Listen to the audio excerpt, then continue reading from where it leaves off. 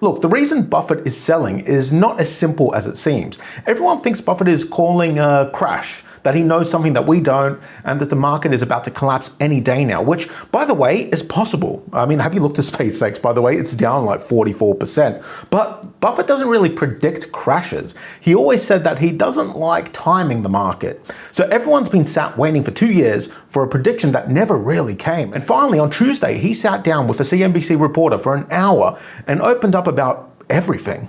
So there's no more speculation. Now we know what Warren Buffett's thinking. So one of the most interesting parts of this entire interview was about halfway through when the interviewer asks him about Google. Because the weird thing is, while Buffett's been selling almost everything, he has built an enormous position in Alphabet, which is Google's parent company. So he started buying it in late 2025, about 4.3 billion worth, which to him is like pocket money, really. Then in the first 3 months of this year, he tripled that position. And then in June, he put another 10 billion in on Google. The position's now worth about 30 billion. He built that from nothing in 9 months while selling everything else. And everyone assumed that it was Greg Abel, the new CEO I talked about. He took over on the 1st of January of this year. So the story wrote itself when he took over. It was the old man sat in cash because he's frightened, and the young lad who's taken over, he's buying AI because he isn't scared. But see, the interviewer asked him about that. She said, is this Greg Abel's doing? Is this his mark? Is this how he's changing your portfolio? And Buffett says, no. I initiated it. So he picked it. He picked Google. He says that Abel is the decider now, but that neither of them does anything without the other's approval. So they talk every day. But the Google position was Warren Buffett's idea, essentially. So the 95-year-old is the one who bought the AI stock. And that's where it gets interesting, because listen to how he talks about Google in this interview. I encourage you to watch it. I'll link it below. He doesn't sound excited. He says, and this is a direct quote, I don't like it as well as at least 4 or 5 other businesses that we own.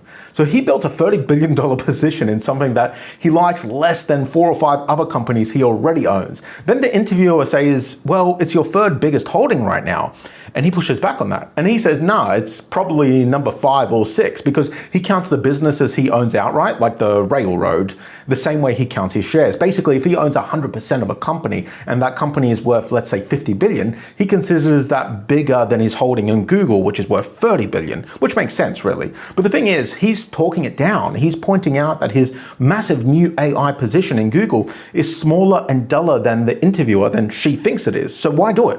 Why get into Google? The interviewer asks him exactly that. But I'm talking about why Alphabet versus the other Magnificent Seven or the other, hyperscalers who are doing the same thing, spending a lot of money, Amazon, Microsoft, whoever it may be, to try and win in this position of AI. Yeah, well, I don't want to sit around knocking the others. They don't have any choice.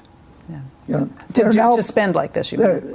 They're now playing a game in many cases or some cases, where they're playing a game they don't want to play. And let me explain what he means, because it's kind of brilliant, really. Picture a restaurant, same street for 50 years with the same kitchen, same food. It makes money every single year. It doesn't need anything from you. You just own it, right? You own the restaurant and it makes you money. That is the type of business that Buffett spent his entire life buying. Coca-Cola is the perfect example. Same fizzy drink since 1886. Nobody's had to reinvent it, and he's owned it for 45 years without having a thing to do with running it.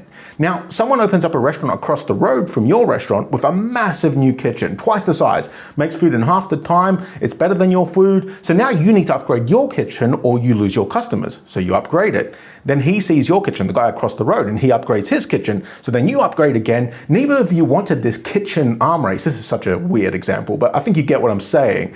Neither of you wanted this kitchen arm race. You just both wanted to sell food. And the crazy part is the kitchen now costs you more than the food ever made you. And this is Google right now. Let me show you Google's accounts. So Google generates about 174 billion of cash a year from actually running its business. This includes search, ads, and YouTube, all of it, where you're watching this right now. So that's the food. Google is spending between 180 and 190 billion this year on building stuff. Data centers, chips, power, and cooling. That's the kitchen. And they've already told everyone that they are investing more money into the kitchen next year because all their competitors are. By the way, I put together a free retirement guide, how to retire before 2036. 6 steps, everything I'd do if I was starting again at 40 with nothing. No hype, no nonsense. It's free to grab. There's a link below. Check it out.